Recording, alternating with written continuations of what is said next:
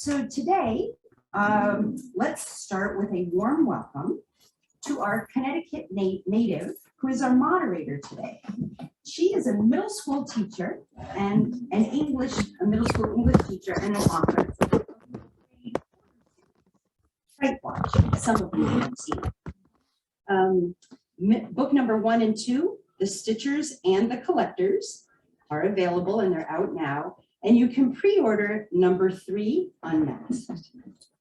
Please welcome Lorien Lawrence. Lorien will be in conversation with our New York Times bestselling author, Mary Alice Monroe, an author of 27 books, including the Beach House series and the middle grade fiction series, The Islanders, with the sequel, Search for Treasure.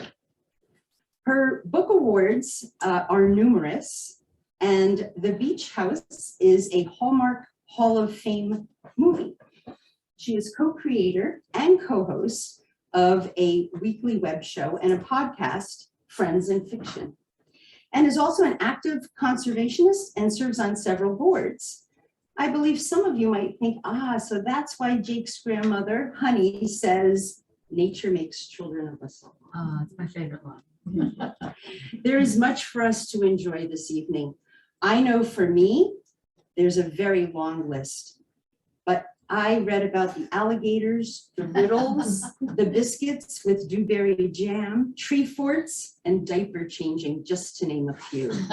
So I hope we can all enjoy it together, and I will pass it over to both of you. Thank you. Thank you on behalf of RJ True.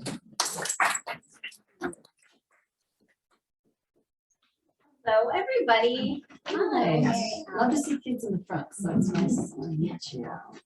I'm so excited to talk to you about both books, really, but your latest. And I want to start with setting, if you don't mind, because your adult books and your middle grade setting is like a character all on its own.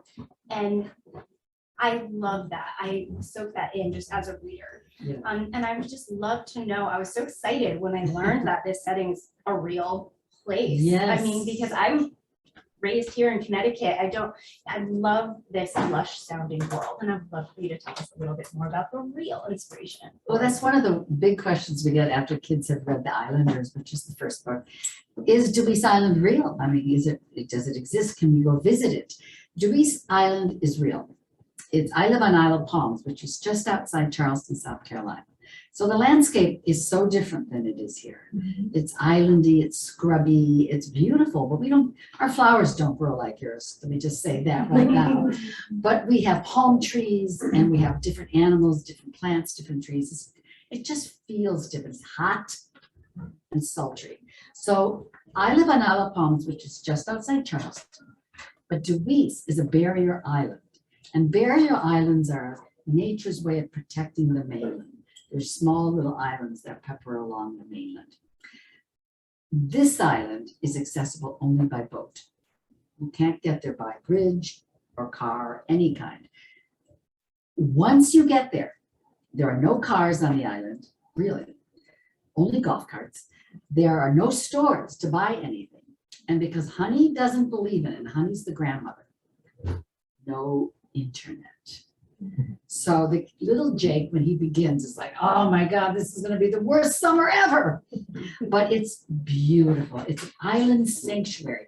Everywhere you look on Dewey's, something's wild. I live on an island, but Dewey's is, imagine, jungle, where you can't even see the houses. And you over here, you look up and say, oh, there's a bald eagle's nest. And look at the fledglings are about ready to soar. And oh my gosh, the alligators are all out sunning themselves today. It's real. So when I write about it, it's about a place that I go to all the time. I would live there if I could. That's so like magical and just the waiting for an adventure. I love that. That's the whole point. Everything is well, I hope we talk about what is wild and going out in the wild, because that's one of the reasons why I put the book here, is I wanted kids to not be afraid to go out in the wild. Fear is the #1 reason kids stay on the paved roads. Don't explore. And adults. You know, it's in our DNA to get out and explore. But if you don't know the names of the animals, if you don't know the difference between that long black snake and maybe a mottled with a little color, you're scared of all of them. But if you learn, well, that long black snake is a black rat snake. He's good. He's going to help you out if it's in your attic. You're not afraid of him. But that mottled with a little red color, that might be a dangerous snake. Stay away. Knowing the names means you're not so afraid. It's like your backyard then, which is the whole point. That's why I wrote the book. I love that idea of fear being what's kind of holding us back. And these kids, I mean, one thing I love about middle grade books is kids, it shows us kids being brave and taking a chance. Yeah, And I yeah. love the kids in these, and their voices are so realistic. I also, Kathy mentioned it a little bit, the unplugged, and Yeah. you said no internet. I feel like that also, like as a teacher, I see it year after year when the technology just grows and grows. They're not going out and exploring as much, or if they are, there's a different purpose to it. And Especially post-pandemic. yes, I think there's truly an addiction. It's like an inability for kids to get away from that phone. There's a scene in The Islanders, the first book, where Jake is going and he's looking on it. He's not looking at the scenery, he's looking at his phone. And there's a lurch and he sees the phone slide over the edge of the boat into the water. And he's like, when I tell kids that, they're all like, no, don't let that happen. That's the worst. And so he doesn't even have his phone. I know it's hard to let go of. I'm not pretending it isn't. My own kids, my grandkids, I should say, when I take away their phone, it's belly aching. And no, there's nothing to do. And we'll go outside. Oh, I've done everything 1,000 times. It's so boring. So I wanted to write a book that really showed that it's fun. You know, it's not torture. And we can talk later a little bit about how we model as parents. And that's what Honey does in the first book and Dad in the second, where they don't just say go outside, they have adventures with their kids. And I think it's that going out together that makes a good modeling, but also the kids get it if mom and dad or grandma and grandpa are with you. It's more fun and it's not like a punishment. It's like let's, as opposed to do it. You know, that attitude. I love Honey. I definitely want to talk She's about cool. Honey. I also love that scene in the second book where Jake is like essentially yelling at his dad, like, you need to have these experiences with me. He wasn't using that language, but he's telling his dad he's craving that thing you were just talking about. Yeah. That's so powerful. I love the big emotions in these books for sure. Well, let me tell you who the three kids are. Has anyone read The Islanders yet? So you know, okay. There's three kids and I wanted to, for diversity, I have Jake, who's a child of the military, which there's a lot of in South Carolina. And his dad was injured in Afghanistan, so mom's going to go see him. That's why Jake's going to this island to live with his grandmother. Macon is an African-American boy from a wealthy family in Atlanta. They're lawyers.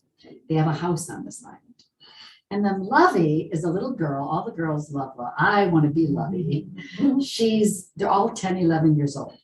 And she's an island girl. She knows how to ride a boat. She's kind of Hermione Granger kind of girl. Likes to boss around the boys a little bit. And they're kind of, how come she can drive a boat? We can't drive a boat. So you get these kids together and they might not have been friends if they met in the store.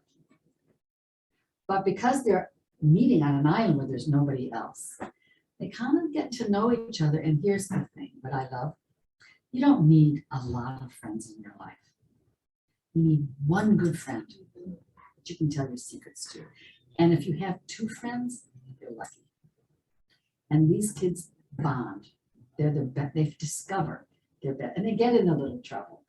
And so that's the kids. And in book one, they get in a little trouble and they have wink, wink, community service turtle duty.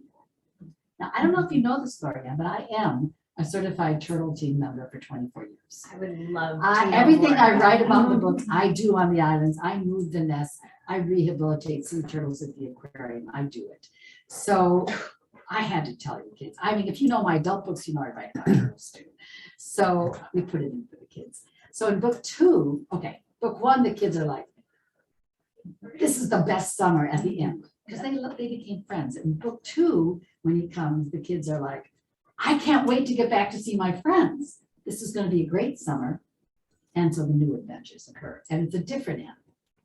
It is an animal. Okay, so I know what you're going to say. in the intro, Kathy said that I write middle grade horror books, so they're spooky and creepy.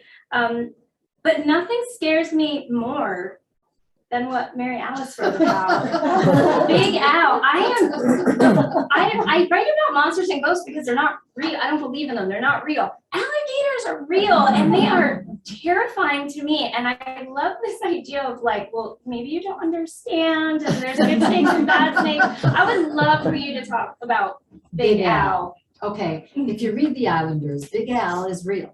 You meet him, number one. He's, okay, I have to stand up for this. He's almost 17 feet long. Oh no, I didn't know they got that big. They don't often, and let's talk about why they don't. So if you look at this tip of his snout, let's say is about here. I'm gonna say 17 feet is gonna be right around where that white bag is the tip of, right here. Oh, let me get down. On here. the, on the, yeah. So 17 feet long, from tip to tip of his. He is the biggest, baddest alligator on Dewey's Island. Nobody messes with Big Al. There was one time I was riding the golf cart to try and catch the ferry. So I'm riding around and they're stretched out across this little dirt road. It's Big Al and he's sunning. So do you think I honked my horn? You back up and you go the other way, all around the island. And what I wanted to do, I write about all kinds of wild animals. That's what I do for adults. So that's why I'm doing it for kids now. And I wanted to write about alligators for 20 years. But they're, to your point, not touchy-feely, right? They're scary a little bit, but I love them. And the kids They're love them. fascinating. They get them, but it's the whole point of knowing what is wild and being able to respect wildlife and knowing what is appropriate behavior. If y'all ever go to Disney World, they have ponds there open to the public. There are alligators in those ponds. That's their habitat. So if you understand their habitat, you won't walk dogs along the edge. And believe me, I raise dogs, so I understand the heartbreak of any time one is hurt or injured. But you have to understand animal behavior.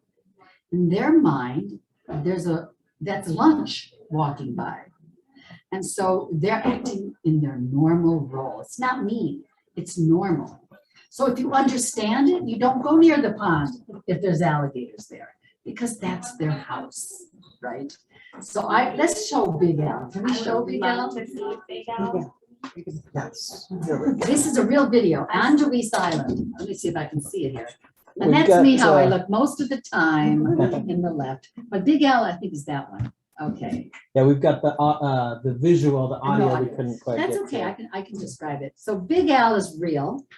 And like I said, not only do the people and humans respect him, the animals respect him as well.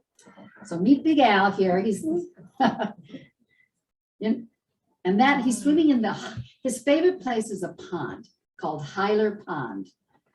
Now, what you're not going to be able to hear, but you see how he's puffing up, he's bellowing, and that's the mating call of an alligator. It's sort of a whoa, whoa, and it so vibrates. You can see the water vibrating around it. They eat crabs and fish and your dogs if you go too close. But he's just living a good life, not bothering anybody. This is the part. There's a raft. Remember the raft? There's a raft. Now watch what all the other alligators do. Look at the size of him compared to the young one. He's like, Now watch, this little guy's trying to be brave, but watch what happens. He just explains it to him. Now, in the book, oh, by the way, Nature Walks with Judy, if you go to my website, I really want you to experience all this. There's Nature Walks with Judy as well as pictures of the island, so you can see it. But Nature Walks with Judy are these short 1 minute, really fun videos of insects and animals and leaves and trees. She shows you what's wild, and she has the nicest voice, so do watch them. And it's free, so it's great. Anyway, in the book, in book 2, Big Al is on this raft, just like he always is. And these 2 boys come from off island, and they don't know about respecting the nature, and they're kind of made fun of Jake and making a little bit, teased him. Do you ever meet boys who are, I don't want to say mean, but they just get into trouble? There's always She's like, yeah, whole class. yeah, there's always a couple in the group. So they have slingshots. So they're going after the birds, and they're Heart being makes me told so off. mad. They're going after an otter. I mean, who can throw a stone at an otter? But when they go after Big Al, he explains the rules to them. So adventure happens, is all I'm going to say. So there's not to be afraid of Big Al or any alligator. But another reason why I wanted to write about alligators is because I know that we are encroaching on their habitat throughout the Southeast. And these days, and I know for sure in South Carolina, and it differs in Georgia and Florida, when an alligator is reported as a nuisance, and it could be, if an alligator comes up on your porch, that's kind of scary, and it happens. Usually they're just hungry and walk away. But if for some reason he's reported as a nuisance and he's picked up, and that alligator is over 4 feet in length, when they remove that alligator, it is not just moved to another location, it's euthanized or killed. So we are losing the big bull population like Big Al. And therefore, when you lose the bulls, you lose the reduction in population. So I wanted to write about this species that is super cool, ancient, has been there for a long time, that we can live together with understanding. So for adults and kids alike, it's a good way to say, he's really a great alligator, a really great creature if you leave him alone. Mhm. So knowing the rules. Knowing So the I don't rules. have to be afraid if I know. Exactly. If you see a little long black snake in your garden, put him in your attic, he'll eat the mice. Oh my God. That's his job. He will not I have to process that. Little bad reptile. Or under your porch, not a bad thing. Copperhead. You might do it. Okay, I have to do my snake research. That's my summer reading Well, list. what the kids did is have a journal. That's what I I feel like I need one. And this is what I did with my kids. We had a big sheep farm in Vermont, my husband's family. And I used to take my kids up there every summer. And it was 1,000 acres, and I didn't know the names of everything back then. And I was a young mom, and my kids were young, and it's a miracle we're alive. Let me just say that. So I would go out because there was no one else there. We would go start collecting all the leaves of trees and plants. My daughter's first words were ox-eye daisy. Oh, wow. So that was one of the first things she learned. If we heard birds sing, we would make lists and put them up on the walls. So over the years, the kids got to know the names, but you know what? So did I. Oh, wow. And here's the thing I'm sharing with you. It's fun to learn the names. And as you're having fun, your kids get that vibe. They're having fun too. So I wanted them to have that experience in the Islanders in Search for Treasure. So Honey gives the kids a good old plain notebook, composition notebook. You know, you've all had it in school. And she says, if you see something you don't know, draw it. And then come on back. They didn't have Google. I know you can use Google, but these kids didn't have internet. They had something called a library, and they had Peterson's guides, and they had Encyclopedia Britannica. I'm old enough to remember what that was. Actually, I helped write with EB3. And they looked up the names. So that is a maple leaf.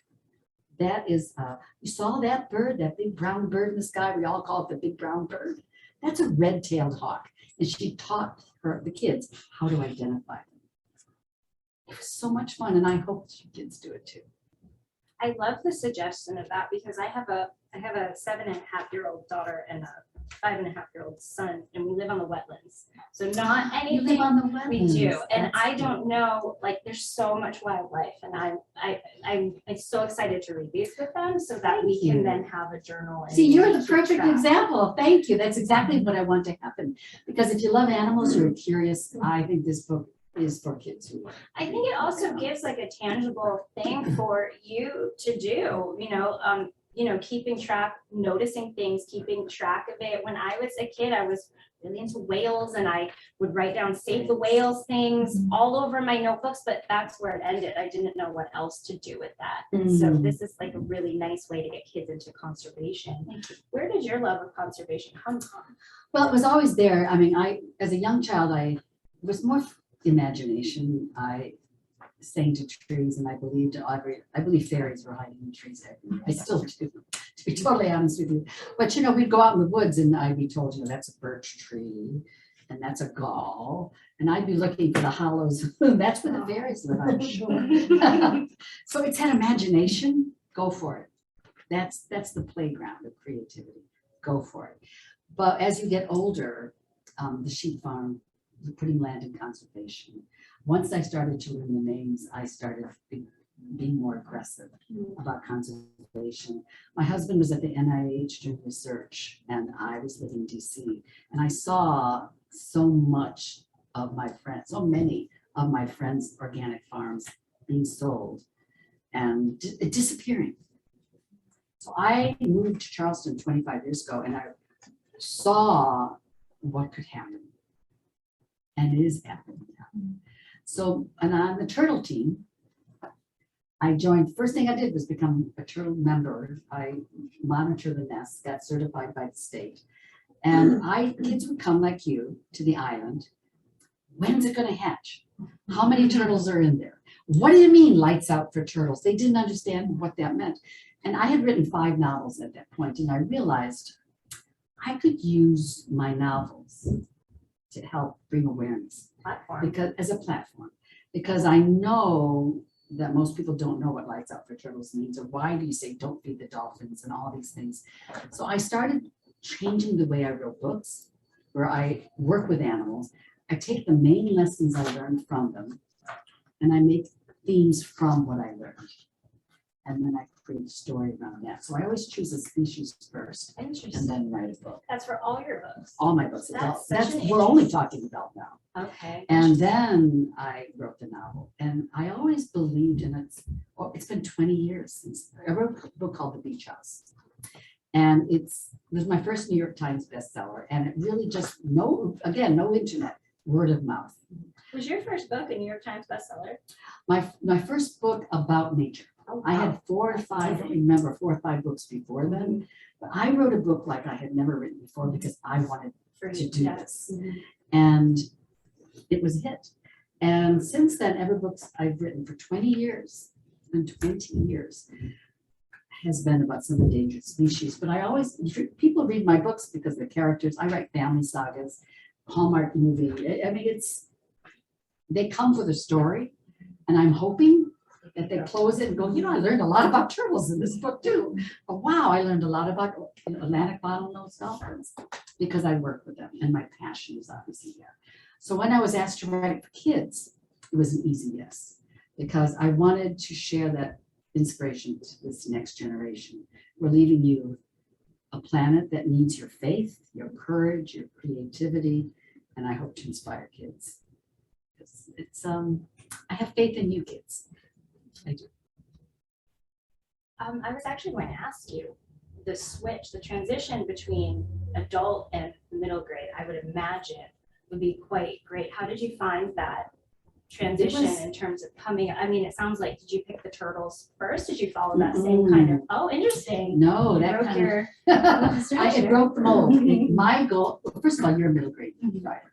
And you know that anyone who thinks middle grade is easier than adult fiction has never tried to write middle grade fiction. I have a couple picture books, which I think are the hardest of all, because it's like poetry, the pacing and all that. But I knew when I was asked to write the series, it was an easy yes, because I wanted to write for this age group. Because you guys still believe you can make a difference. And I believe you can too. That's, yes, it's confidence, like hockey confidence. And I have to put my faith in this. I do. You're the future. So I knew I wanted to give my grandchildren and your children the same experience I gave my kids in Vermont. Know the names of things. Don't be afraid to go outside and have a blast. Have fun, explore. It's in our DNA. So I knew I would write a book set somewhere wild. And then we were getting out of the pandemic. And my husband, again, is a child psychiatrist, so I knew that the deleterious effects of the computers and always being on, both mental and physical. So I thought, what can I do to write a story for kids that gets them unplugged? Less screen time, more green time. That's what we said. Less screen time, more green time. So that's why I set the series to do that. And then how did you land on turtles and then? Oh, Big how did Al? we? And Big L. Well, obviously it was going to be turtles. Okay, the kids get in trouble, and I know you kids love turtles. Everyone comes to behind you Who doesn't and love loves turtles. So I knew the most about turtles. Mhm. So I thought, okay, this is easy. This is fun. I can make it fun, and it was all. I made it part of Operation Sting. It was all part of fun, but that was turtles. And then I told you I really just wanted to write about this reptile. And Big Al's real. I am fascinated by this 17-foot alligator. I'm still, again, I'm You're still still processing processing. this? I'm still processing. I'm still processing. Again, He's that- super cool. You saw, he's super cool. Actually, there's another video, which I don't have to show, but we go along the water and the babies come in the spring, and biologists hate it when we call animals babies. I still call hatchlings babies. Oh, is there a reason why? It's not professional. Okay. I know they're hatchlings, and I know I can spot. Okay. I know the 7 different species, but I still call them babies because I'm at night on the beach like a midwife waiting for the sand to move. So that's what I do. So you feel very attached to the thousands of hatchlings in a season. But with the alligators, when you come along the shore in the spring, if an alligator starts leaping out and charging at you in a kayak or even on the pad, that's a mama defending her nest. She's not after to bite you. She's saying stay away. So there's a video there where we saw, oh, look at there. They were about 2.5 feet, little alligators, juveniles. And we're like, so when you see that, you start looking over there. And sure enough, it looks like a log is making a right for you, and you just get out of the way. Do you run in that situation? No. Someone told me you run on a zigzag. I like to, we don't have them in Connecticut, Just but get in your golf anytime I'm cart on a and trail. No, you usually, it's interesting, if you're in a kayak and you see an alligator come out towards you, a gush. Oh my gosh, does this happen to you? Yeah, you just back away. You just get out. They're Okay. not gonna bite you. They just are Okay. saying stay away. Okay. So you just stay away. If you're on the ground, just don't get too close. If you know there's alligators in the pond, just don't go that close, right? But if you see an alligator, it looks like a log floating your way. Or if one jumps out, you can't outrun an alligator. Oh, see, that's why I'm so afraid. They're fast. So we used to take, on the turtle team, sometimes we want to take a shortcut across the golf course to get to the beach. But there are alligators because of I'll take the long way. Thank you very much. You can't outrun them. It's knowing what they can do. Knowing what they can do. That's really great. They're super cool though. They're interesting. I will say the word interesting. Cool might be a struggle for me. Who knew this would turn into a horror conversation? Well, that's where It's awkward. you're leading it towards horror. I am, to get away from Big Al as much as I love him, how did you come? I love the idea of a treasure hunt. I feel like I don't Oh, I'm so know. glad you brought this up. I don't know a human in my adult life who did not try to go on some kind of ridiculous treasure hunt as a child. And if you have not tried to go on it, you should go on a treasure hunt. Like there's so much magic in that. How Especially did you the come South, up yeah. with that idea? Well, first of all, I talk about alligators a lot, and he's a very important part of the plot, but it is still a story. But the kids are back and they have an adventure. So they get back on the beach and they go to the nature center, which is the one place they hang out. And the first thing they find out is this old man on the island. His name is Scary Harry. Now, there's always the scary guy who lives on the island, right? Or witch, if you're out down. And he had what they call a metal detector, He found a gold doubloon. Do y'all know what a doubloon is? What? Oh, it's kind of like a coin. Yes. And who has a doubloon? Arr, matey. Arr. Pirates. So they are like, oh my gosh, they found Blackbeard's gold. Now in our set in the Southeast, this is a true story. Around 1610, a long time ago, there's a big pirate called Blackbeard. Did you ever hear the most, who name a pirate you've heard of? Blackbeard. How about Jack Sparrow? He's in the news a lot right now. But in 1610, there was a big pirate called Blackbeard. And the reason he was called that is he was tall, big, and a long black beard. And he used to braid the ends, the tips.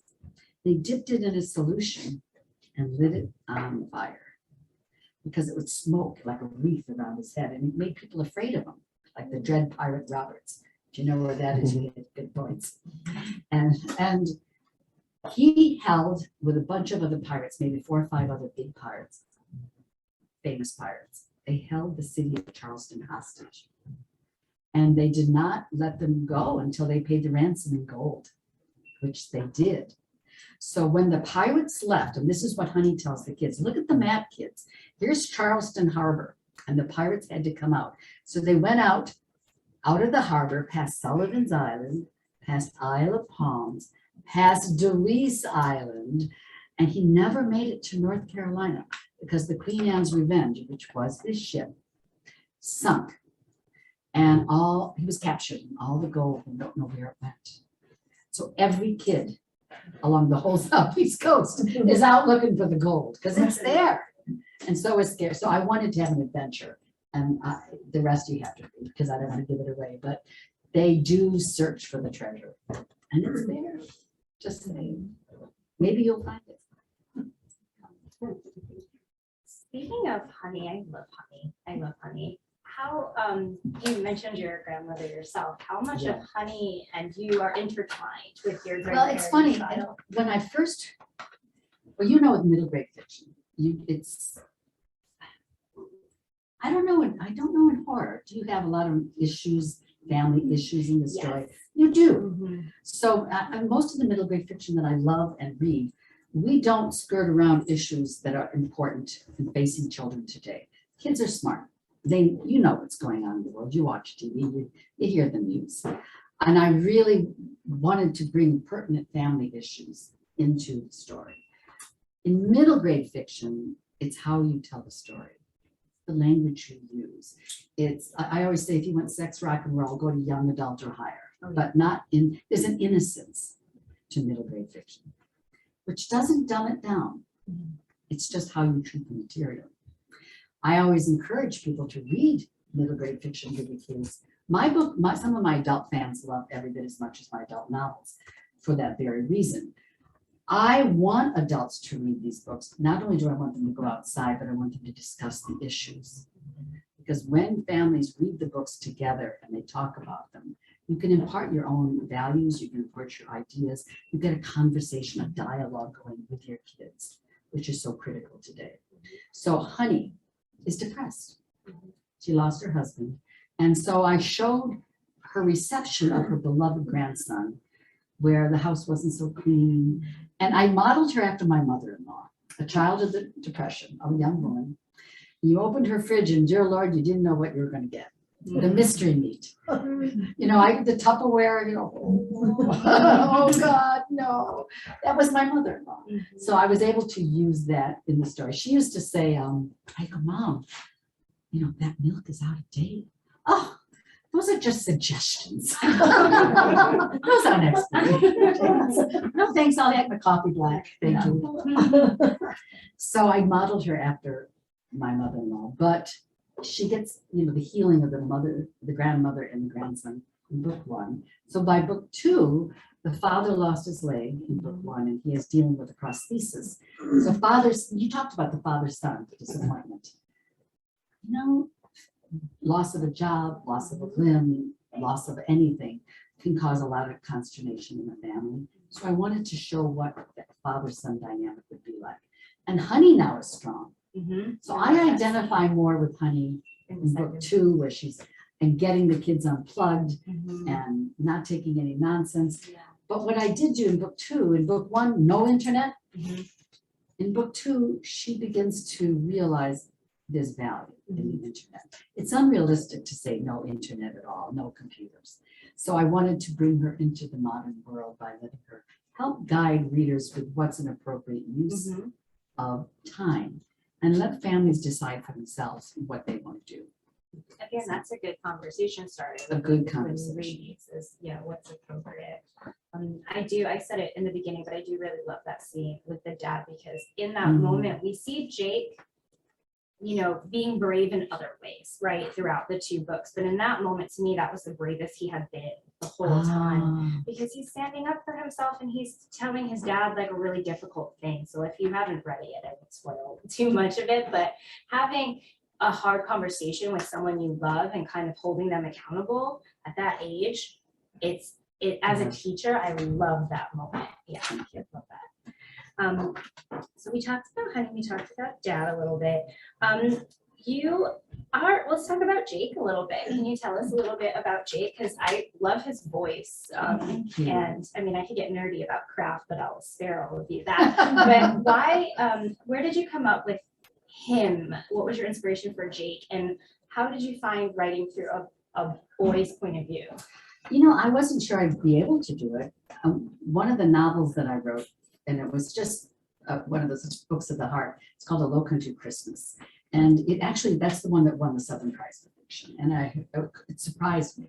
But it's a story of a 10-year-old boy named Miller in the shrimping community. And it's not a sweet Christmas book. It really is it's more like The Family Stone or Scrooge, where it's a story of redemption. Because his brother came home, my son was a Marine. So he came home with PTSD. And Christmas is supposed to be the happy time. And it was the mother always, it's our job to make sure everyone's happy at Christmas. But what do you do when your son comes home with PTSD? So Miller is the voice of the 10-year-old boy. It just poured out of me. I loved writing his voice. So that kind of made me feel more comfortable when they said, you want to write middle grade? It was an easy yes. Because I knew I enjoyed it. So I don't know how Jake came out of me, but I identify with that age when I write his voice. And Macon is a totally different personality. He's the human Google, a really smart kid. I love that. Big. Especially since I don't have Google in the first place. Yes, I know. And he knows his facts. And then Lovey's easy to write. Lovey's fun. But each one of them has a distinctly different personality. And it's going to continue the series. That was one of my questions. Yes. I was hoping, because the last line was like, talk about our next adventure. And I was like, what is the next adventure? Oh, I can give you the title. Ooh, we're getting the title. The title before anyone else. Shipwrecked. Ooh, that's So exciting. guess what happens? Is there an animal? Can Well, we know the animal? The star animal? I think the human beast in this one. Humans are Yeah. the scariest monsters. Humans are the scariest monsters. I think what happens in this book, in the first book, Jake really he sees Lovey driving this boat and he wants to learn how to.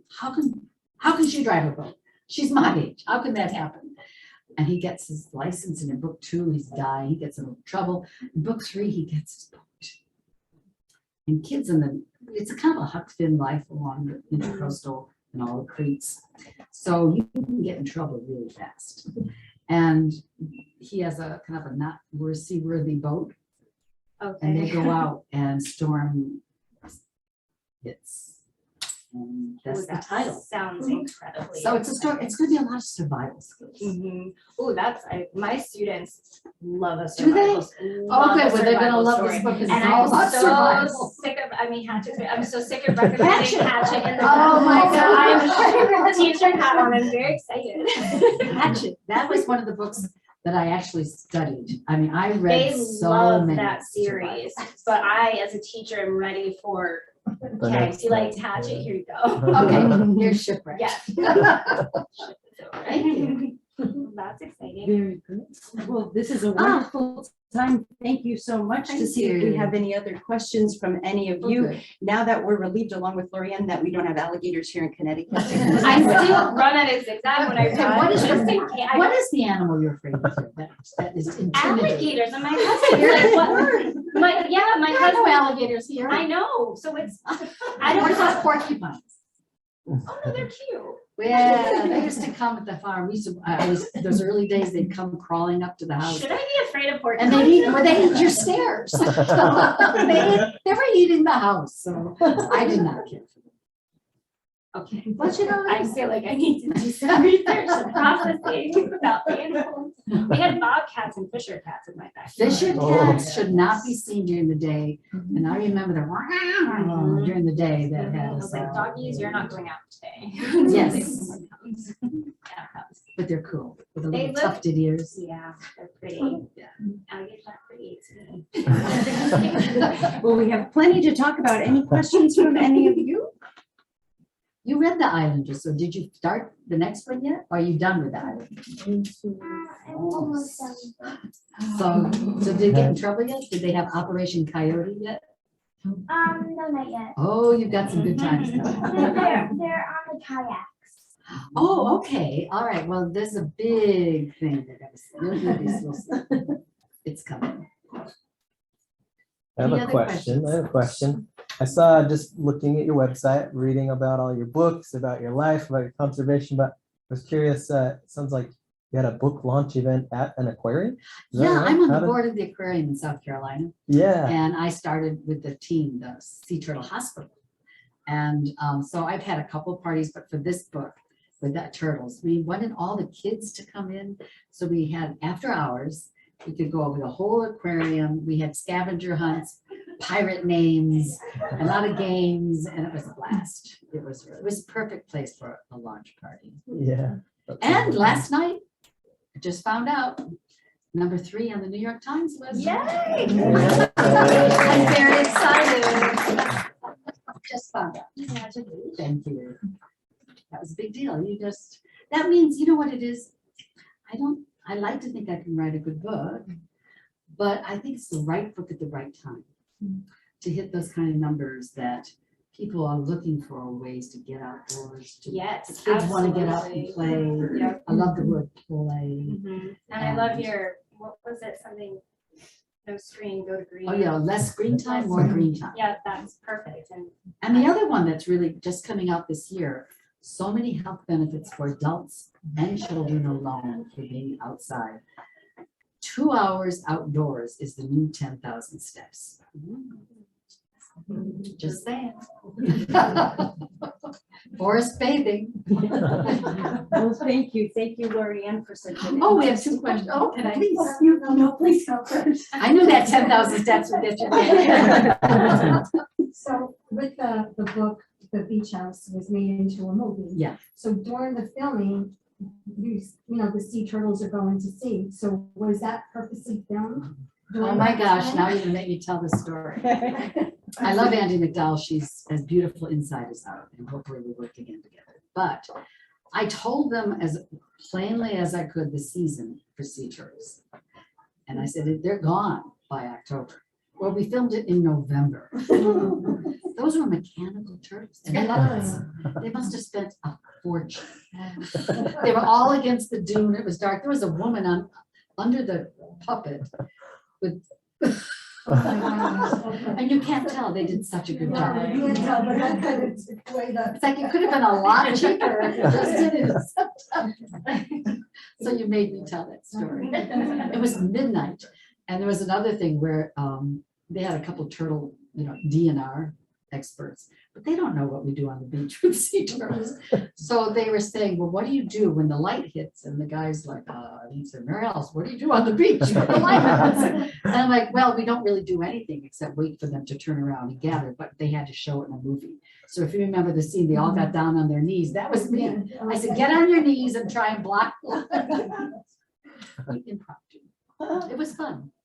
It was fun. You had a question. I did, sort of an out of the box question. I was kind of wondering more on the character spectrum, which character you either liked writing the best personally or who maybe you connected with the most.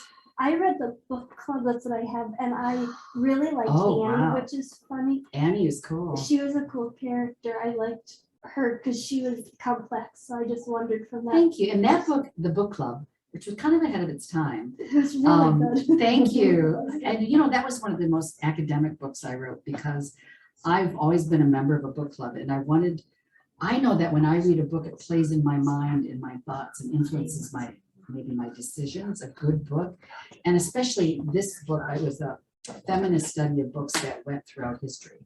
And it showed, I didn't mean to go into this, but if you have a lot of the classics, women written by Tolstoy and Anna Karenina, for example, the women are always punished for their affairs with death. So I wanted to show as a feminist movement, reading materials of women standing up for themselves, like The Awakening by Kate Chopin, where she still died, but where today they don't always die. So at the beginning of every chapter, I had the book and a classic, and it had to be a classic, right? Because y'all had to read it. And I let the actions in the chapters reflect the quote of the book. So that was, as a writer, just fun to do. Annie was complex, but identified with Eve. And of all the books, I think Lovey, the mother in the beach house, the grandmother, is the one, my favorite character. That's a nice question, thank you. I'm glad you're enjoying the book club. I always meant to have a sequel, but never happened. Is that it? Thank you. Thank you. Well, if you could help me to say thank you.